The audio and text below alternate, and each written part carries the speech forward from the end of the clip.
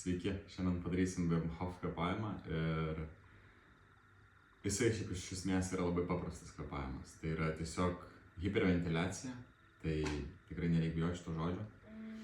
Esmė šito kvėpavimo yra tame, kad mes prikvėpuosime daug deguonies į savo kūną ir prikvėpavus daug deguonies į savo kūną įvyksta magija.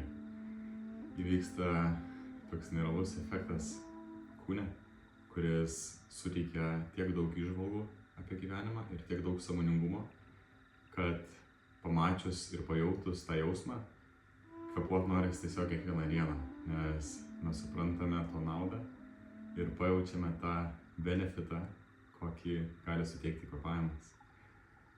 Tai galima daryti nuo 1 raundo, galima daryti ir 2, ir 3, aš būnu ir 10 padarau. Faktas, jeigu niekada gyvenime nekvėpavo, tai reiktų tada nepersistengti. Bet 1 raundą tikrai galim padaryti kiekvieną dieną, bent jau pratintis, kurti įprotį. Ir tiesiog sekti, kada mes kvėpuojam, kažkokią tai užrašinę susidaryti. Aš turiu whiteboardą, ant kurio rašausi, kiek dienų kvėpuoju. Ir tai man leidžia tiesiog pamačius tai kas kartą prisiminti, kad aš gal noriu išlaikyti tą streak, angliškas žodis. Kad būtų ir kita diena ateitų ir galėčiau pasižymėti dar 1 dieną. Tai tiesiog toks jausmas, kuris labai padeda tikrai nepasiduoti ir siekti to kvėpavimo, išlaikyti visą tai. Atsiranda atsakomybė savo. Dabar apie kvėpavimą, kaip šitas kvėpavimas vyks, tai mes tiesiog prikvėpuosime pro nosį, jeigu norit šiek tiek švelniau, arba pro burną, jeigu norit biškutėlį intensyviau, 30 kartų. Tikrai galima ir 20, jeigu jaučiat, kad svaigsta galva.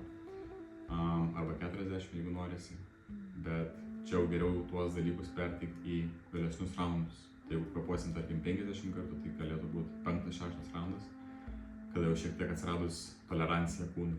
Jokių būdų nekvėpuokit vairuojant, jokių būdų nekvėpuokit kažką darant neramybės būsenoje, nes šio kvėpavimo tikslas yra būtent nusiraminti ir pažvelgti į savo gyvenimą biškutėlį kitų kampų. Labai daug dalykų atsiveria. Tai pradėsim kvėpuoti. Galite tiesiog sekti paskui mane. Padarysiu šiandien 1 raundą. Ir parodysiu, kaip jisai atrodo.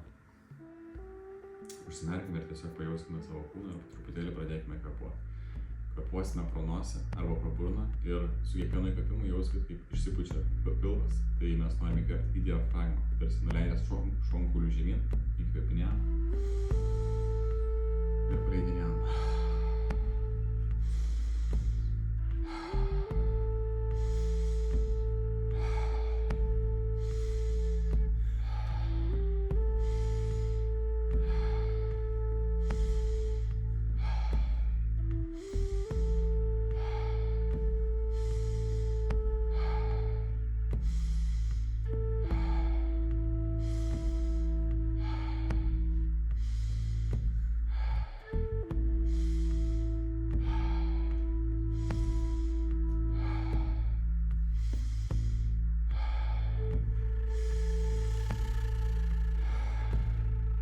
Galima kvėpuoti ir atsigulus.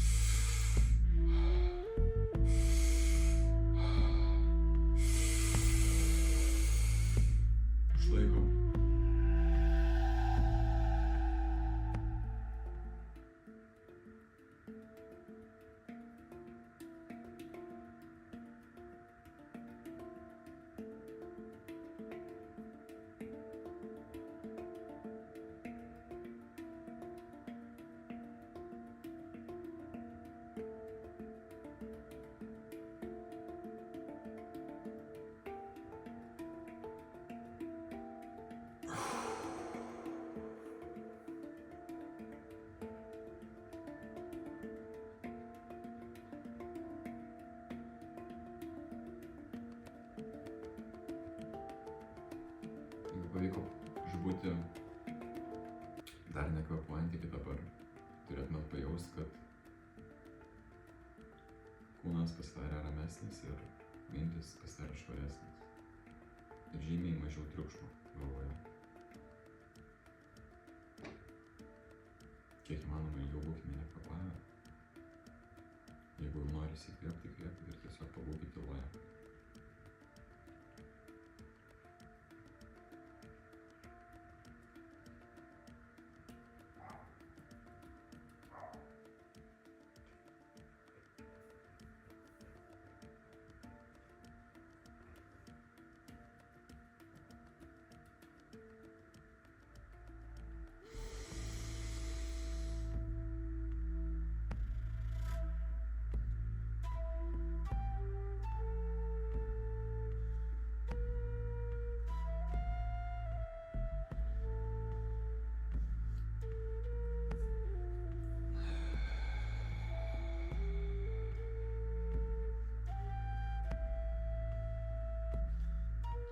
Čia yra vienas raundas. Esmė tame, kad po kiekvieno kvėpavimo mes galime įkvėpti orą. Po tarkim 30 kartų įkvėpimo mes galime įkvėpti orą, kokiam 10 sekundžių jį sulaikyti. Gali biškutėlį apsvaigti galva ir tada lėtai paleidinėti. Bet svarbiausia, jūs pajausit, kad šiek tiek prarandinėjot sąmoningumą arba pajausit, kad nevaldot situacijos, gal nekontroliuot situacijos, nes mes labai dažnai norim viską kontroliuot savo galvoje, kad viskas būtų taip, kaip mes norim. Bet, bent jau aš asmeniškai po užlaikymo jaučiu, kaip man grįžta sąmoningumas ir stiprus noras kažką keisti savo gyvenimą į gerą. Kad nenusistovėtų vietoj visi dalykai, o tiesiog galbūt naujos patirtys kažkokios atsirastų. Nes įpročių pagalba mes tampam kaip automatinės sistemos, kaip robotai, kurie tiesiog gyvena gyvenimą ir daro tam tikrus dalykus, net nesuvokdami, kad juos daro, galbūt taip galima išsireikšti. Arba suvokdami, kad juos daro, bet tiesiog tai daro automatiškai ir paskui žiūri laiką ir opa, jau vakaras.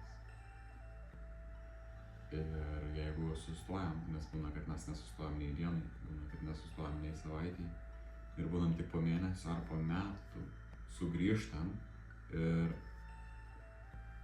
okei, aš gyvenu šitą gyvenimą, kiek man metų, pradedi savęs klausti. Ir tada galvoju, bliam, mano gyvenimas fucking sucks. Arba negalvoju, bet dauguma žmonių manau, kad galvoja. Ir ta tokia emocinė būsena nėra labai sveika ir motyvuojanti kažką keisti, kažkokius dalykus daryti ir panašiai. Tai ką aš noriu pasakyti, kad įpročių pagalba, pavyzdžiui, tas pats šaltas dušas, tas pats kvėpavimas kiekvieną dieną man padeda kažkaip išlaikyti nuoseklumą. Ir dar nepaminėjau užrašų vedimas, primena išlaikyti tą nuoseklumą ir pastovumą kažkurio gyvenimo, ne tik kad kažkurio gyvenimo, bet visuose gyvenimo etapuose tą patį pastovumą man padeda palaikyti. Ir aš tada prisimenu, kad aš turiu kažkokį tikslą, kad aš darau dalykus vardan to, kokią asmenybę noriu tapti. Vardan to, kurią asmenybę noriu tapti. Ir kaip ta asmenybė galbūt elgtųsi, kaip ta asmenybė galbūt mąstytų, kaip ta asmenybė kalbėtų, reaguotų, kaip ta asmenybė elgtųsi prie tų pačių žmonių arba kai yra vienas. Visus tuos dalykus tai pradedu bent jau aš permąstyti ir galvoju, tai koks tikslas yra to gyvenimo, jeigu mes jo negyvenam, jeigu aš jo negyvenu. Galima sakyti, kad gyvenu gyvenimą, bet tame gyvenime to tuo gyvenimu gal nesidžiaugiu. Galit sakyti džiaugiuosi, bet ar iš tikrųjų džiaugiatės? Ar iš tikrųjų jūs darot tai, ką nori daryti? Ar iš tikrųjų gyvenate ten, kur nori gyventi? Ar iš tikrųjų veikiat tai, ką norit veikti? 90% žmonių dirba nemėgstamą darbą. Na gerai, čia gal perlenkiu darbą, lasdą. 100% žmonių dirba nemėgstamą darbą. Ir gyvena tik tai vieną gyvenimą, kurį prisimena. Iki pensijos. Ir nejaučia tame džiaugsmo visiškai. Tai ką aš noriu pasakyti, kad mes galim pasikeisti. Kiekvienas žmogus gali pasikeisti, kiekvienas žmogus savyje turi kažkokią tai ugnelę, kuri gali jį įžiebti, kažką daryti dėl savęs kitaip. Galbūt numest svorio šiek tiek, galbūt tapti stipresniu, galbūt pradėti bėgioti, galbūt pradėti haikinti, kalnus kažkokius užlipti, galbūt pradėti medituoti, galbūt prie kažkokios jūros nuvažiuoti, pažiūrėti gamtą, pakvėpuoti, galbūt į kokį zoologijos sodą nuvaryti. Tiesiog pajaust patį gyvenimą. Tiesiog nuo kokios salos nušokti, pasirinkti tikslą bucket listą kažkokį. Bet turim galvoti. Tai nebus taip, kad viskas automatiškai įvyks. Niekas nepasikeis gyvenime, visiškai niekas nepasikeis, jeigu mes nedėsim kažkokių pastangų. Pirmoji pastanga gali būti užrašų vedimas. Ko aš noriu už savo gyvenimą, ką aš noriu jame turėti, ką aš noriu jame pasiekti, kokią aš mašiną galbūt noriu vairuoti, kur aš noriu gyventi, ką aš noriu pamatyti, su kuo aš noriu būti, kas yra mano draugai, ir jie iš tikrųjų yra mano draugai, ar man gera būti prie tokių žmonių, ar aš gyvenu ten, kur noriu gyventi, ar aš dirbu mėgstamą darbą, mylimą darbą, ar aš tikrai esu pati geriausia savo versija, ar aš malu šūdą, ar aš kartais per daug teliko žiūriu, ar aš dažnai knygą skaitau, ar aš dažnai kuriu kažkokią produktą, kuriu vertę kažkokią žmonėm, kaip aš bendrauju su žmonėm, kaip aš elgiuosi, kokia mano asmenybė, ar aš dažniau geras būnu ar blogas, ar aš dažniau džiaugiuosi, ar esu nusivylęs gyvenimu. Tai prasme, kiekvieno žmogaus yra pasirinkimas jaustis taip, kaip jis nori jaustis. Visiškai. Nuo pat ryto iki pat vakaro. Ir mes esame tokios asmenybės, kokius mes veiksmus kiekvieną dieną priimame. Tai jeigu mes turime blogus įpročius, kurie mūsų neveda į pilnatvę arba į ilgaamžiškumą, arba į tą patį džiaugsmą, reiškia, reikia keisti įpročius. Ir kokius mes įpročius galim pakeisti. Pirmiausia, tai sąmoningumą prisijaukinti. O kaip tą sąmoningumą prisijaukinti? Tai kvėpuoti kiekvieną dieną. Ir vesti užrašus. Ir šaltą dušą nueit karts nuo karto. Tam, kad pažadintų iš šito sapno, kurio mes negyvenam praktiškai. Ir pradėti gyventi savo gyvenimą.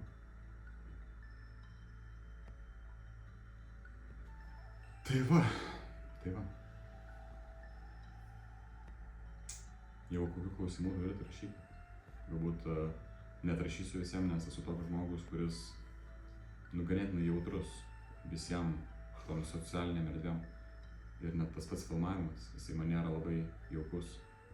Nėra man čia faina šnekėt, bet aš suprantu, kad aš galiu perteikti vertės kažkokią žmonėm, galiu sukurti kažką tokio, kas žmonėm padėtų tapti geresniais. Jeigu nevardant to gyventi, tai vardan ko tada?